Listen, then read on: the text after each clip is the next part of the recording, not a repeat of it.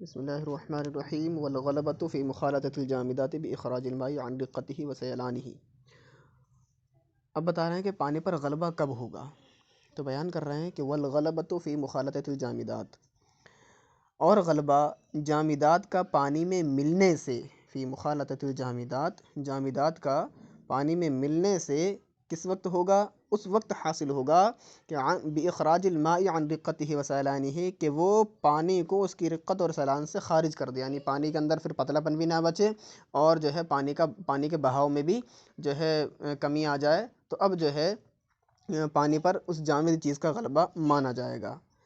ولا یضر تغیر اوصافہ کلھا بجامد، اور بیان کر رہے ہیں کہ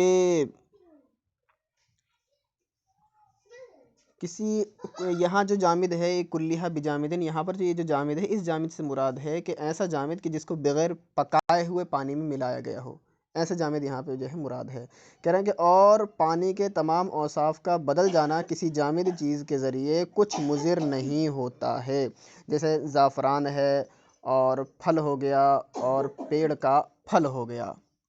وہ پیڑ کا پتا ہو گیا، ورق معنی ہوتا ہے پتا، اور پیڑ کا پتا ہو گیا۔ تو دیکھیں یہاں پر یہ بات یہ کر رہے ہیں کہ کوئی ٹھوس چیز پانی میں اگر مل جائے تو اب پانی پر غلبہ کب ہوگا، پانی وضو کے لیے کب لائق ہوگا اور کب لائق وضو نہیں ہوگا۔ تو اگر وہ جامد چیز پانی میں اتنی مل گئی ہے کہ پانی کے پتلے پن میں بھی کمی آ گئی ہے، پانی گاڑھا ہو گیا، یا جو ہے اتنی مل گئی ہے کہ اب جو ہے پانی کا جو بہاؤ ہے، بہاؤ میں کمی آ رہی ہے، مثال کے طور پہ ہم جب اوپر سے پانی کو پھینکتے ہیں تو فوراً نیچے آتا ہے، لیکن اب ہم دیکھ رہے ہیں کہ پانی جو ہے آہستہ آہستہ کیچڑ کی طرح آ رہا ہے، یا پانی کے بہاؤ میں جو ہے کمی آ گئی اس چیز سے، تو اب جو ہے پانی پر اس چیز کا غلبہ مانا جائے گا۔ اور اب جب پانی پر کسی دوسری چیز نے غلبہ پا لیا تو اب اس پانی سے وضو کرنا یہ درست نہیں ہوگا۔ اب جامد کہتے کیسے ہیں؟ تو فتاوی رضویہ کے اندر امام احمد رضا خان رحمۃ اللہ تعالیٰ علیہ نے جامد کی تعریف اس طرح فرمائی ہے کہ جامد ایسی شے ہے کہ جب تک خارج سے کوئی سبب پیدا نہ ہو وہ جدا نہیں ہوتا ہے، اس چیز کو جو ہے جامد کہا جاتا ہے۔ اب پھر وہ جامد کی الگ 3 صورتیں ہیں، ابھی وقت مناسب نہیں ہے بتانے کا۔ پھر آگے فرما رہے ہیں والغلبۃ فی المائعات بظہور وصف واحد من مائع له وصفان فقط کاللبن له اللون والطعم ولا رائحة له۔ اب پیچھے تو بتایا کہ جو جامد چیزیں ہیں، ٹھوس چیزیں ہیں، ان میں غلبہ جو ہے ان کے ملنے سے غلبہ پانی پر کب ہوگا۔ اب بیان کر رہے ہیں یہاں پہ کہ جو ہے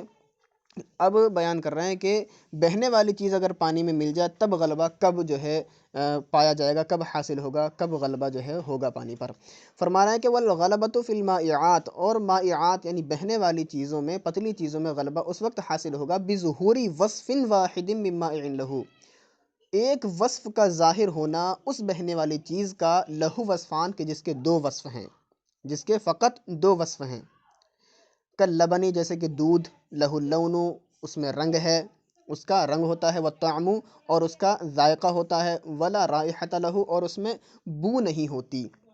اس میں بو نہیں ہوتی۔ اس کا پہلے ترجمہ سن لیں، اس کے بعد میں جو ہے اس کی تشریح بتاؤں گا۔ وبظہور وصفین من مائع لہ ثلاثۃ کالخل،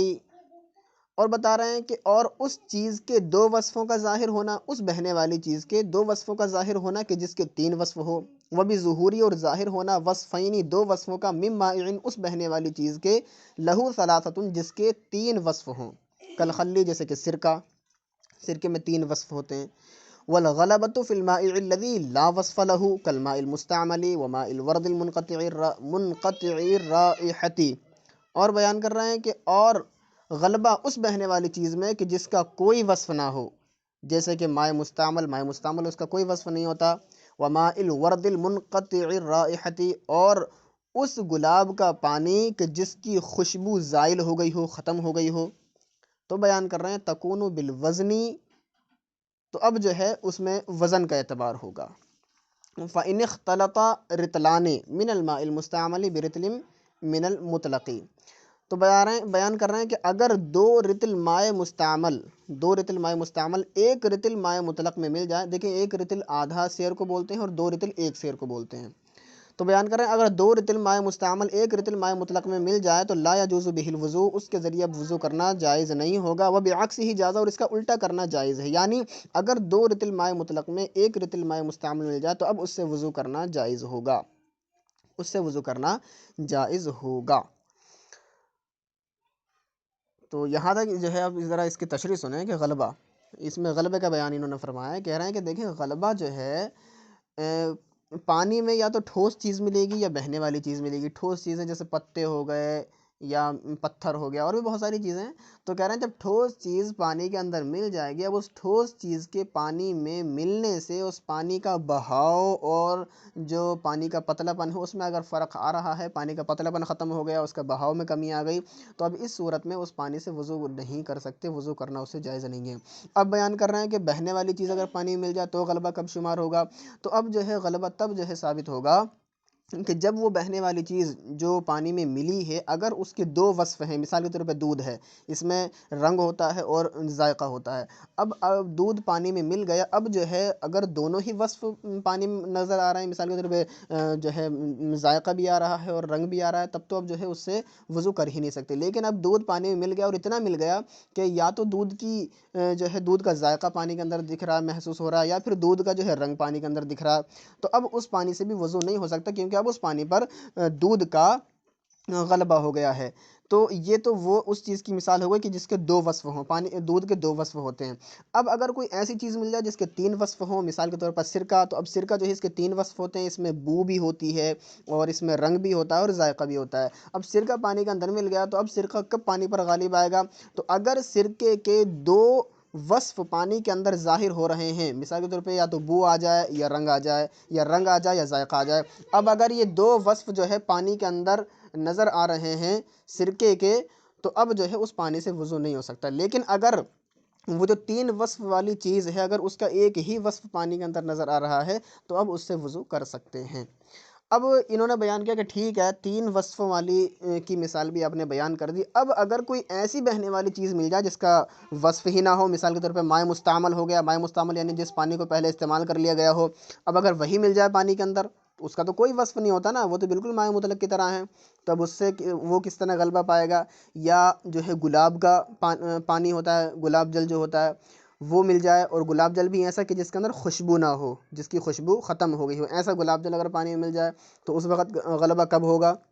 تو اب بیان فرما رہے ہیں کہ جب کوئی ایسی چیز پانی کے اندر مل جائے بہنے والی کہ جس کے اندر کوئی وصف ہی نہ ہو، تو اب جو ہے اس کو وزن کر کے ہم اس کا جو ہے حساب لگائیں گے۔ اگر مائع مستعمل یا وہ گلاب جل جس کی خوشبو ختم ہو گئی ہو وہ دو رطل ہے، یعنی ایک سیر اگر آدھے سیر مائع مطلق میں مل جائے تو اب اس سے جو ہے وضو کرنا جائز نہیں ہوگا۔ ہاں اگر وہ آدھا سیر ہے، مثال کے طور پر وہ ایک سیر ہے جو مائع مستعمل ہے یا گلاب والا پانی ہے وہ ایک سیر ہے، اور جو مائع مطلق ہے وہ دو سیر ہے، اب اس دونوں کو ملا دیا جائے تو اب اس سے جو ہے وضو کرنا جائز ہوگا۔ یہی جو ہے بیان فرمایا، اور یہ امام محمد رحمۃ اللہ تعالی علیہ کا یہ قول ہے، یہاں پر یہ جو بیان کیا ہے علامہ حسن بن عمار شرنبلالی نے۔ کل کو انشاءاللہ جو ہے چوتھے پانی ہم پڑھیں گے جو مائع نجس ہے، چوتھی قسم پانی کی۔ صلی اللہ علیہ محمد صلی اللہ علیہ وسلم۔